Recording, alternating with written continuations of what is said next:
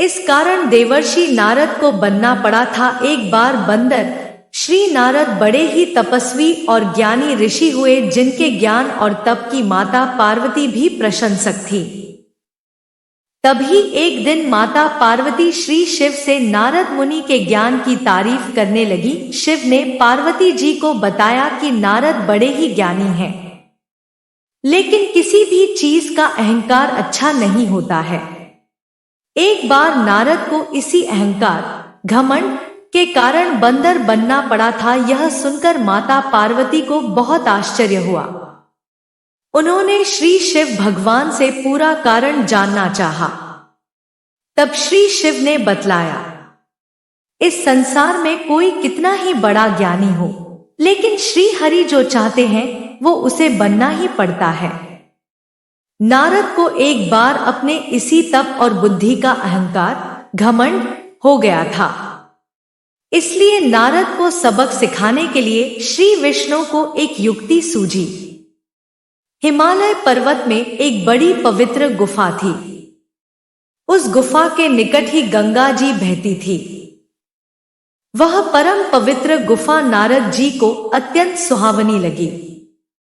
वहां पर के पर्वत, नदी और वन को देखकर उनके हृदय में श्री हरि विष्णु की भक्ति अत्यंत बलवती हो उठी और वे वहीं बैठकर तपस्या में लीन हो गए। नारद मुनि की इस तपस्या से देवराज इंद्र भयभीत हो गए कि कहीं देवर्षि नारद अपने तप के बल से उनका स्वर्ग नहीं छीन ले। इंद्र ने नारद की तपस्या भंग करने के लिए कामदेव को उनके पास भेज दिया। वहां पहुंचकर कामदेव ने अपनी माया से वसंत ऋतु को उत्पन्न कर दिया। पेड़ और पत्ते पर रंग बिरंगे फूल खिल गए, कोयले कूकने लगी और भौंरे गुंजार करने लगे। कामाग्नि को भड़काने वाली शीतल मंद सुगंध सुहावनी हवा चलने लगी। रंभा आदि अप्सराएं नाचने लगी। किंतु कामदेव की किसी भी माया का नारद मुनि पर कुछ भी प्रभाव नहीं पड़ा। तब कामदेव को डर सताने लगा कि कहीं नारद मुझे शाप न दे दे। इसलिए उन्होंने श्री नारद से क्षमा मांगी। नारद मुनि को थोड़ा भी क्रोध नहीं आया और उन्होंने कामदेव को क्षमा कर दिया। कामदेव वापस अपने लोक में चले गए। कामदेव के चले जाने पर नारद मुनि के मन में अहंकार हो गया कि मैंने कामदेव को जीत लिया। वहां से वे शिव जी के पास चले गए और उन्हें अपने कामदेव को हारने का हाल कह सुनाया। भगवान शिव समझ गए कि नारद को अहंकार हो गया है। शंकर जी ने सोचा कि यदि इनके अहंकार की बात विष्णु जी जान गए तो नारद के लिए अच्छा नहीं होगा। इसलिए उन्होंने नारद से कहा कि तुमने जो बात मुझे बताई है उसे श्री हरि को मत बताना। नारद जी को शिव जी की यह बात अच्छी नहीं लगी। उन्होंने सोचा कि आज तो मैंने कामदेव को हराया है और ये भी किसी को नहीं बताऊं। नारद जी क्षीर सागर पहुंचे गए और शिव जी के मना करने के बाद भी सारी कथा उन्हें सुना दी। भगवान विष्णु समझ गए कि आज तो नारद को अहंकार ने घेर लिया है। अपने भक्त के अहंकार को वे सह नहीं पाते, इसलिए उन्होंने अपने मन में सोचा कि मैं ऐसा उपाय करूंगा कि नारद का घमंड भी दूर हो जाए और मेरी लीला भी चलती रहे। नारद जी जब श्री विष्णु से विदा होकर चले तो उनका अभिमान और भी बढ़ गया। इधर श्री हरि ने अपनी माया से नारद जी के रास्ते में एक बड़े ही सुंदर नगर को बना दिया। उस नगर में शीलनिधि नाम का वैभवशाली राजा रहता था। उस राजा की विश्व मोहिनी नाम की बहुत ही सुंदर बेटी थी, जिसके रूप को देखकर लक्ष्मी भी मोहित हो जाए। विश्व मोहिनी स्वयंवर करना चाहती थी, इसलिए कई राजा उस नगर में आए हुए थे। नारद जी उस नगर के राजा के यहाँ पहुंचे तो राजा ने उनका पूजन करके उन्हें आसन पर बैठाया। फिर उनसे अपनी कन्या की हस्तरेखा देखकर उसके गुणदोष बताने के लिए कहा। उस कन्या के रूप को देखकर नारद मुनि वैराग्य भूल गए और उसे देखते ही रह गए। उस कन्या की हस्तरेखा बता रही थी कि उसके साथ जो विवाह करेगा वह अमर हो जाएगा। उसे संसार में कोई भी जीत नहीं सकेगा और संसार के समस्त जीव उसकी सेवा करेंगे। यह बात नारद मुनि ने राजा को नहीं बताई और राजा को उन्होंने अपनी ओर से बनाकर कुछ और अच्छी बातें कह दी। अब नारद जी ने सोचा कि कुछ ऐसा उपाय करना चाहिए कि यह कन्या मुझसे ही विवाह करे। ऐसा सोचकर नारद जी ने श्री हरि को याद किया और भगवान विष्णु उनके सामने प्रकट हो गए। नारद जी ने उन्हें सारी बात बताई और कहने लगे, हे नाथ, आप मुझे अपना सुंदर रूप दे दो ताकि मैं उस कन्या से विवाह कर सकूं। भगवान हरि ने कहा, हे नारद, हम वही करेंगे जिसमें तुम्हारी भलाई हो। यह सारी विष्णु जी की ही माया थी। विष्णु जी ने अपनी माया से नारद जी को बंदर का रूप दे दिया। नारद जी को यह बात समझ में नहीं आई।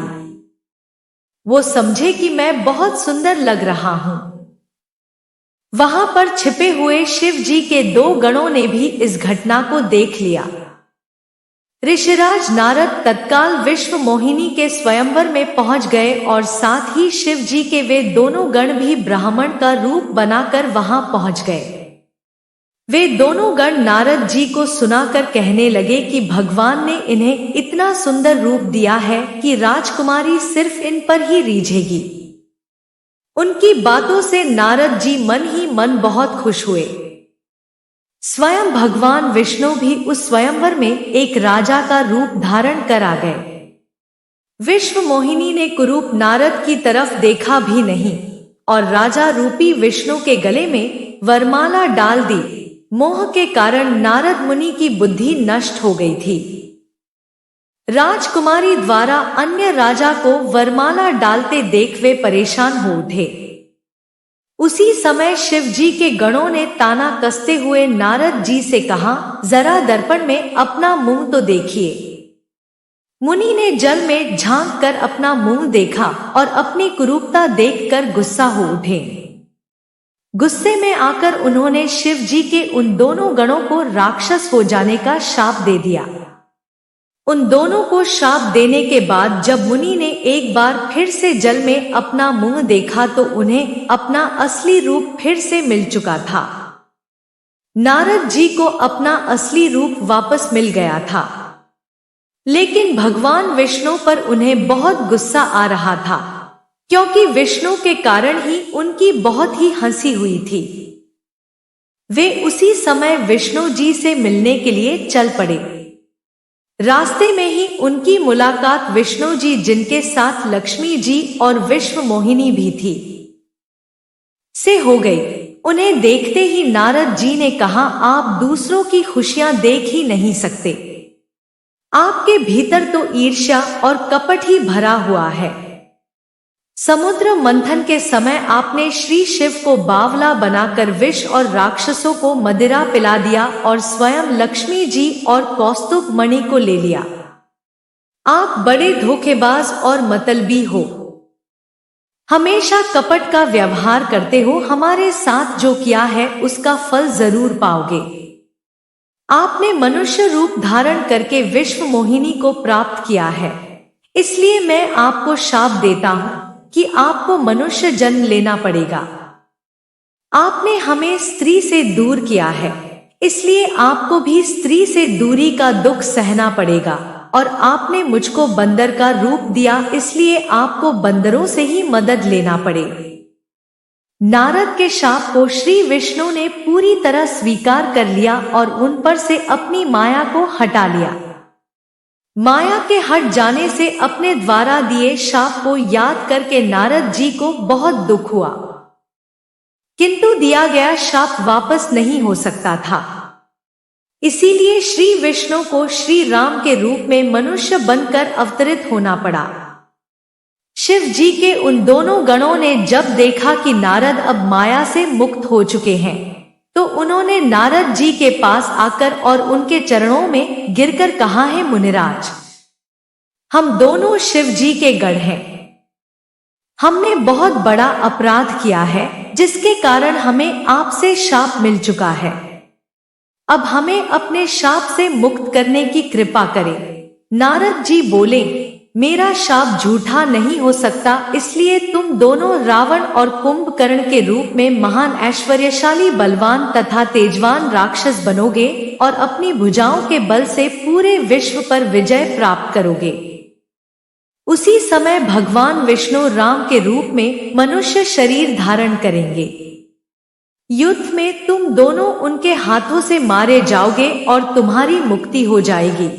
तो दोस्तों, ऐसे ही रोमांचक हिंदी कहानी के लिए हमारे चैनल को जरूर सब्सक्राइब करें और वीडियो को अपने दोस्तों और परिवार के साथ जरूर शेयर करें, तो उन्हें भी हिंदी पौराणिक कथा का लाभ मिलेगा। धन्यवाद।